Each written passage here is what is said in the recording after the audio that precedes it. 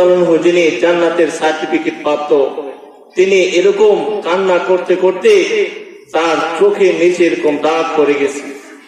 সাহাবীরা ডাক দিয়ে বলে, হে উমর, হে খলিফাতুল মুসলিমিন উমর, আপনার চোখের নিচে কালো দাগ পড়ে গেছে, আপনার চোখের নিচে কালো দাগ পড়ে গেছে, ভালো দেখা যায় না, আপনি মলম ব্যবহার করেন, তাহলে চোখের নিচের কালো দাগ গুলা চলে যাবে। হযরত ওমর ডাক দিয়ে বলে, সাহাবীরা, হে সাহাবীরা, আমি যখন দুনিয়া থেকে চলে যাব, আল্লাহ তাআলা যদি আমাকে জিজ্ঞাসা করে, ওমর, তুমি আমার জন্য কোন আমলটা নিয়ে আসছো, আমি যদি আমার আমলগুলা দেখাই আর আল্লাহ যদি আমার আমলগুলা পছন্দ না করে, তখন আমি কি করব? এ সাহাবীরা, আমার এই যে চোখের নিচে কালো দাগ পড়ে গেছে, তখন আমি আল্লাহ তাআলাকে বলবো, ওগো মালিক, আমার কোন আমল তোমার জন্য আনতে পারি নাই, কিন্তু দেখেন আপনার ভয়ে, ওগো আল্লাহ, আপনার ভয়ে, কবরের ভয়ে, জাহান্নামের ভয়ে কান্না করতে করতে আমার চোখের নিচে কালো দাগ পড়ে গেছি। কি পরিমাণ কান্না করছে, এত বড় সাহাবী, তারপরও কান্না করতে করতে চোখের নিচে কালো দাগ পড়ে গেছে। আমাদের পূর্বের জমানায় একজন বুজুর্গ ছিল, অনেক বড় আলেম ছিল, রশিদ আহমদ গাঙ্গুহি রহমতুল্লাহ আলাইহি। তিনিও এরকম কবরের ভয়ে, আযাবের ভয়ে কান্না করতে করতে এরকম হয়েছে, তার চোখ দুইটা শেষ বয়সে অন্ধ হয়ে গেছে। কি পরিমাণ কান্না করছে, কিন্তু আমরা কান্না করতে রাজি না।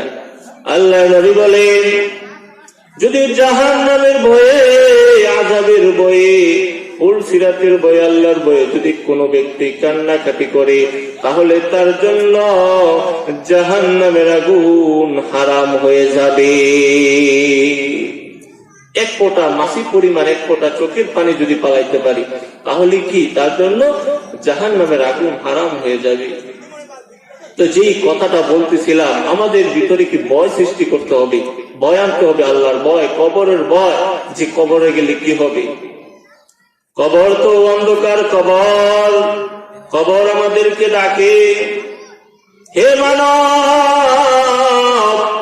আমি অন্ধকার কর, আমি অন্ধকার ঘর, আলো নিয়ে আসো, আমি একাকীর ঘর, সঙ্গী নিয়ে আসো, আমি মাটির ঘর, বিছানা নিয়ে আসো, আমি সাপ বিচ্ছুর ঘর, সাপের বিষ নিয়ে আসো, এরকম ভাবে ডাকতে থাকি।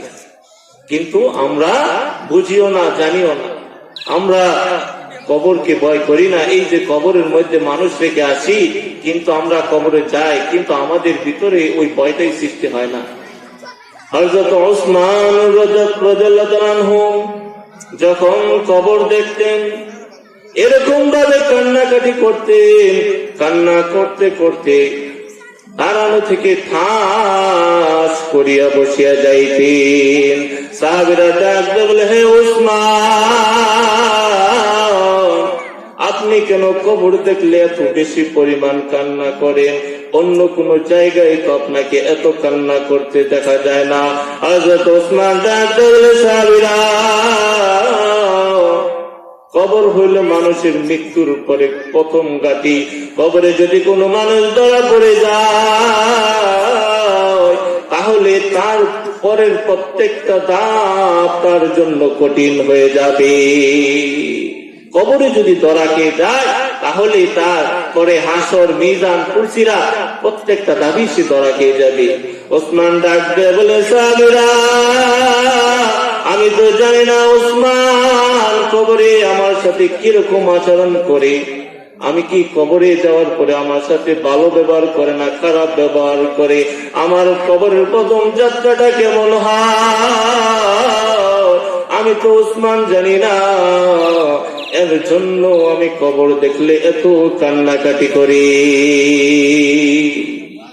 আজকে উসমান রাদিয়াল্লাহু তাআলা এত বড় সাহাবী, তিনি কবর দেখায়